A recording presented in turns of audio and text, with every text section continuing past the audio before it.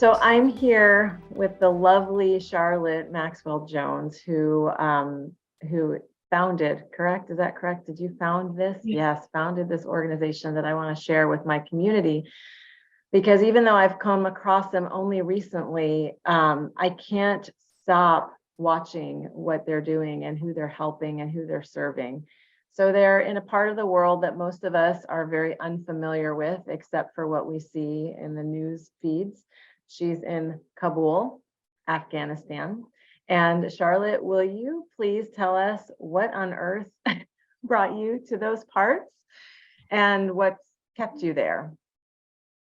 I came to Afghanistan in 2010 to work with the French archaeological delegation on my dissertation research. And I worked with them till 2014, and I finished my PhD in 2015. And I came back because I fell in love with the country, not in spite of its difficulties, but like because of them in a way. I'd always tried to support some of the animal rescue efforts that were going on here. And in 2018, ended up getting a bit more involved. And in 2019, we formalized. I started a very, very small veterinary clinic, at that point headed by a female Afghan veterinarian who's since left the country. And we'd always been a very small organization, sort of exploded a bit during COVID when there were no flights out. And then during the withdrawal and the Taliban takeover of the country in 2021, things changed massively. And we tried to get out of the country with our staff and our animals, and we failed. We didn't get a landing permit for our planes. And our dogs were seized by the US military police and released on the tarmac. And then we spent months negotiating with the Taliban government to get them back. And then putting almost 300 animals onto a plane to Canada. And we stayed, and we've rebuilt. And right now we're the only large scale emergency clinic in the country. There's a British rescue that right now is focusing on working animals like horses and donkeys, and they're wonderful. But we're doing the bulk of all dog and cat intake, and we have 10 veterinarians. We've got trainer vets, foreign trainer vets that come in and work 6 days a week, 10 hours a day with ours to do on-the-job training and rebuild veterinary capacity in the country. And we handle it all. So car accidents to the pets of people who've been evacuated, and traumatic injuries, right? So we got I've got a gunshot victim in last night, or 2 nights ago, that we're working really hard to save. And it's a different environment than what it once was, but we've managed to create a cordial relationship with the Taliban government, and we take care of their working dogs, because if we didn't, nobody would. And we have a view that's a bit like the Red Cross. I don't care who owns the animal at all. We will treat any animal, and that is our focus. It is welfare. That said, we do not operate we don't have volunteer staff. This is a country in the midst of one of the worst humanitarian crises in the last century, and we pay all of our local staff. We have 85, and we do contribute to the community and to the economy in that way. So we're endeavoring to be sustainable in one of the least sustainable parts of the world right now. Wow, that's incredible. There's so much that you just shared that I didn't even know. So how many locations are there currently for your different clinic sites? So we have a main clinic. It's our main animal hospital. It has a surgical suite, all of our quarantine facilities and treatment rooms. And then we have 14 additional facilities, all in the same neighborhood. Okay, got it. And how do you find out about the majority of cases that are in acute need, but that are not necessarily dogs or cats that are owned by someone?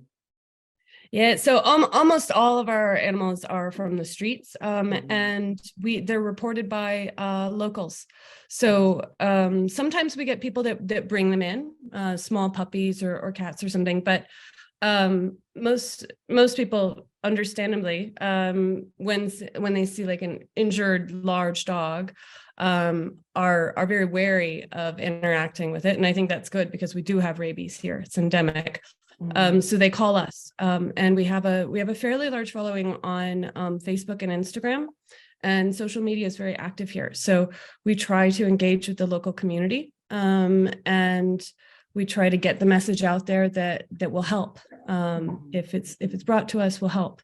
So that's where most of it comes from. And then, anytime any of our many staff are driving around town and see, they give us a call. So it's all reporting.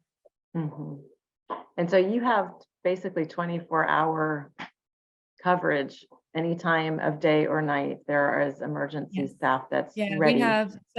We have during the daytime we always have at least 6 veterinarians on staff at the clinic, and at night we have between 2 and 4. Wow. Yeah, and then we call them in as needed. So every once in a while we'll have extraordinary emergencies that happen in the evening, and it's all hands on deck. Got it. And what is your greatest need now? Of course, financial need, but tell us a little bit about that. And then in terms of where the dollars go, what they support, I understand your paid staff, absolutely 100%. Necessary to have a living wage for anyone, and most certainly in an area like where you are right now for sustainability. What else? What are your needs, your most acute needs right now? So we are looking for homes for our animals. So we do adopt some out locally, not a ton. It's not a huge demand here. So we're looking for homes in the US for dogs and cats, and we're looking for partner rescues that would be willing to help take in one or two even, and then they would work on vetting adopters and stuff, because we don't we don't just send them out to anywhere. We want everyone fully vetted. And we have to raise money for the transport funds. So we're also looking for organizations or individuals that would be up for like sponsoring a transport fundraiser, right? Because a lot of it is just networking. It's saying like, if we had one organization that would, say that they would network for 2 dogs coming in, something like that. Because almost all of the fundraising that we've done, it's the bulk of our funding comes from small donations. It comes from donations under $50.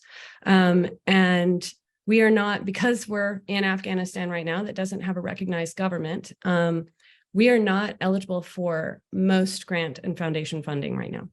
The UN, any government funding, it's only going to humanitarian organizations here. And there's a lot of funding that simply is not available for operations in Afghanistan, because the government is made up of sanctioned terrorists. So that causes problems. But the funding, our funding needs, we have a programmatic setup where we've got our emergency clinic, our emergency shelter that, we basically don't charge anybody who's bringing in their pets, because this country is basically 90 to 95% below the poverty level, according to the latest surveys. And if people have to pay to get their animals treated, they won't bring them in. Every once in a while we get a paying customer, but very, very rarely. So we have our emergency shelter Then we have our actual like sanctuary and shelter facilities. It's a ton of upkeep. And then we have our training. So we bring in foreign veterinarians to train all of our local veterinarians constantly, because you don't graduate from veterinary school with enough training to deal with the variety and severity of the cases that we see all the time. I mean, we get things that we get complex cases with comorbidities, and we're also operating in a place with very little diagnostics. So that training is a huge part. And then we have our adoption program. And then we have outreach. So we do some outreach with the community. Years ago, we used to work with schools. Schools are not really the most active thing in the country right now, to put it mildly. So instead, we have teams that go out to local communities and talk about some of the biggest animal welfare issues that we see, and encourage people to get in touch if they have issues, encourage people to engage. And so those are still very small scale efforts, but really important. Yeah. And are you able to give just a ballpark for what it takes financially for you to keep viability for your organization? Yeah, so it varies wildly between summer and winter. January was our most expensive month, but on average, it costs between $50,000 and $55,000 US per month to cover everything except for adoption transportation. We fundraise entirely separately for that, and it usually ends up being around $3,000 a dog, $1,000 to $1,200 per cat.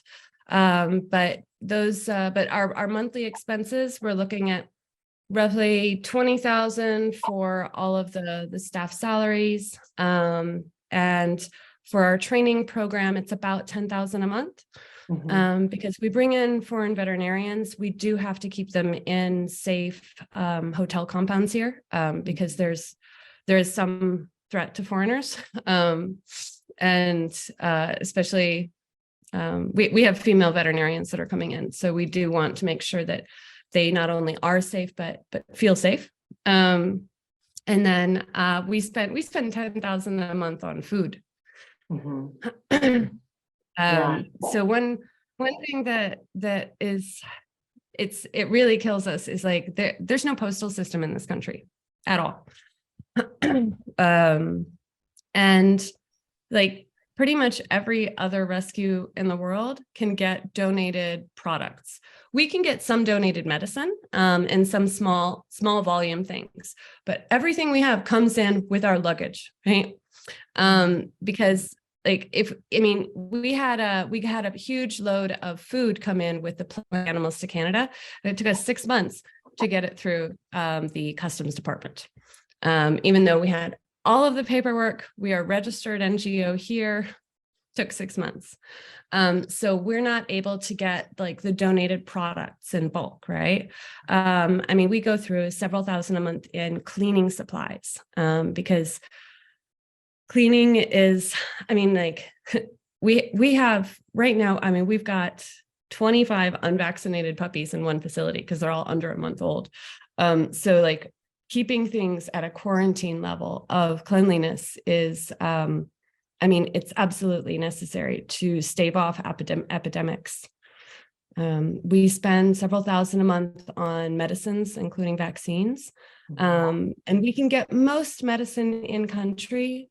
There's some like high quality dewormers and flea meds we can't get. And then there are some anesthetics that we have to order from Dubai. But most things we can get here. We are starting to work with some doctors and veterinarians in the US to try to put together a diagnostic laboratory, but it's going to be a while. But we don't want to be just the best here. That could have been done like 10 months ago, and a few facilities less, because the standards are pretty low here. We want first world standards. We want we want it high quality, right? And we want x-rays and ultrasounds, and we want to be able to do the blood lab work that will help us treat these animals better and make their lives better. So we can do like a lot of surgery we can do now. There are also some things that, I mean, like orthopedic surgery in a country like this, almost impossible. Certain types of like exploratory laparotomies that would require simply cleaner air than is here, we can't do. We want a gas anesthesia machine, right? Like that's on our wish list. Wow. Charlotte, what do you do to keep going, you personally? How do you, in the face of challenge and suffering, keep going? It depends on what's happening. There have been times in the past few years that one moment to the next is crisis after crisis after crisis, and it's in some ways you just do it, right? There's not time to think and step back, and I mean, when you're in the face of it, you either rise to the challenge or you don't, and it's never really felt like an option for us to not. I mean, our staff are, they're paid and this is their job, but there are easier jobs out there. And I mean, our staff put heart and effort, nonstop effort into it, far beyond what you can force somebody to do just with a salary. Like, there's care, right? And part of it is you see the need in front of you, and if we don't do it, nobody will. I mean, there's a chance if you're walking on a street in, I don't know, in El Paso, and you see a dog in need and you don't do something, there's a chance somebody else will do something. That is one certainty here. There will not be other help. So that's part of it. And there's been a lot of support. I mean, we'd love to have, $1 million endowment put in, right? But there's also something really uplifting about all of these $5 donations that people put in every month, right? And there's a lot of care out there, right? But this is not a place that people can easily come in and volunteer for a month. And I mean, how do we keep going? It's not easy, and I'm not sure it's, I mean, there's a lot of stress. There's a lot of anxiety. I'm probably terrible to be around and to work for. So it's lucky that we have lots of cute puppies. But it's simply a need, right? It's never felt like there's a choice to just piss off and go away. Yeah, I hear that. I see that in you. I truly appreciate it. And I imagine that the feeling of being burned out is understandable and probably very common. Yeah, under all these circumstances. Well, you did mention that your organization is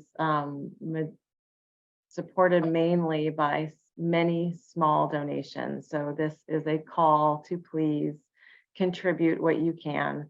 I will also be providing opportunities for those to contribute in a more organized way with a group type of thing, which I'll be announcing later. But thank you, Charlotte. I know it's probably almost 11 p.m. there, and you still are going into work in the clinic to help that sweet animal who was shot. So thank you. I can't thank you enough. I'm really moved to tears by you all. Well, thank you. We see it, and it helps. It helps. And the dog that I'm going in to help is Ranger, and he does he has a real chance. And he's eating and drinking, and he's up and around. We have no idea how, but he's one that I hope will probably be able to put up for adoption soon. We're really hoping. Beautiful. Well, we will send prayers in that direction as well. And for those that would like to contribute to this incredible organization in Kabul, please do. I will be putting a link under this video. And for those that would like to participate in a channeling group with all of the proceeds going to this organization, I'll be putting information up about that as well. Charlotte, is there anything else you want to share or say before we close? Just that it's up and down here for us, but sustainability is the key. And I feel like we've been through enough now that no matter what happens here, we're staying. We've got that sort of sticking power. And it does help. Every little bit helps. Every bit of networking, every effort, every time somebody looks and just cares a little. And that nothing is too small. A lot of people think that they can't help because they can't give a lot or they don't know enough people. And everything helps. I mean, we've survived this far because of small efforts and small donations. And we're grateful for everyone.